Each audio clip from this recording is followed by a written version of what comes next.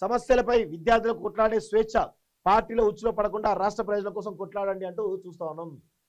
పార్టీలో ఉచ్చులో పడకుండా రాష్ట్ర ప్రజల కోసం కొట్లాడండి అంటూ సో మొత్తానికైతే నిన్న ఓయూకు వెళ్ళింది. వాస్తవంగా ఈ విషయంలో రేవంత్ రెడ్డిని అప్రిషియేట్ చేయాలి. ఎందుకంటే గతంలో కేసీఆర్ భయపడ్డాడు ఉస్మానియా యూనివర్సిటీకి, కానీ ప్రస్తుతం రేవంత్ రెడ్డి ఎన్నో ఒడిదుడుకులు ఎంతో మంది అడ్డుకున్నప్పటికి కూడా ఓయూకు వెళ్ళిండు. ఓయూకి వెళ్ళి మరి ఆయన ఏమనుకున్నాడో తెలియదు, కానీ మొత్తానికైతే తన ఆధిపత్యాన్ని ప్రదర్శించబోయిందా, లేకపోతే తన రౌడీజం చేయడం పోయిందా, లేకపోతే అధికారాలు ఉన్నా కదా భాజపా ఎవరు అడ్డుకుంటూ చూద్దాం అన్నట్టుగా పోయిందా, మొత్తానికైతే బెటాలియన్లో పట్టుకొని ఉస్మానియా యూనివర్సిటీకి వెళ్ళడం జరిగింది. సో అక్కడ చాలా రకాలుగా విద్యార్థులు అడ్డుకున్నారు, అన్ని రకాలుగా చాలా మంది కూడా అడ్డుకున్న విషయం గమనిస్తా ఉన్నాం.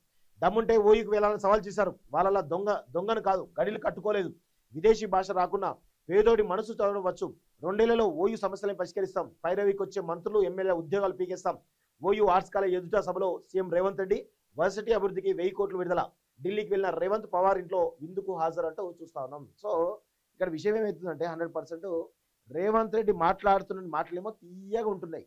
నేను ఉస్మానియా యూనివర్సిటీని 2 నెలల్లో అభివృద్ధి చేస్తా, నేను విద్యా విధానం ఇలా ఉండాలి అలా ఉండాలి. ఆయన ఎవరు ప్రొఫెసర్ కాసిం కూడా ఎంత దారుణంగా అంటే మరి ఆయన ఏమనుకుంటున్నా అర్థం కాదు, కానీ అంత దారుణంగా జోకాల్సిన అవసరం అయితే లేదు. నిన్న చాలా దారుణంగా జోకిండు ఒక ప్రొఫెసర్, అంత దారుణంగా జోకాల్సిన అవసరం అయితే లేదు. ఆయనే పాలకుడు, భాజపా పాలకుడు, ఖచ్చితంగా పాలకుడు గల్లా బట్టి మనం పని చేయించుకోవాలి, అది మన దగ్గర ఉండాలి. కానీ ఆయన రాగానే జోక్కుంటా మీకు పదవులు ఇచ్చారు కదా అని జోక్కుంటా అంటే ఎట్లా, నాకు అర్థం కాదు. దుర్మార్గం కదా.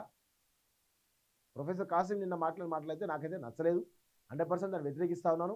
వారంటే అభిమానం నాకు, కానీ ఇంత దిగజారాల్సిన అవసరం లేదనేది నాకు ఒపీనియన్.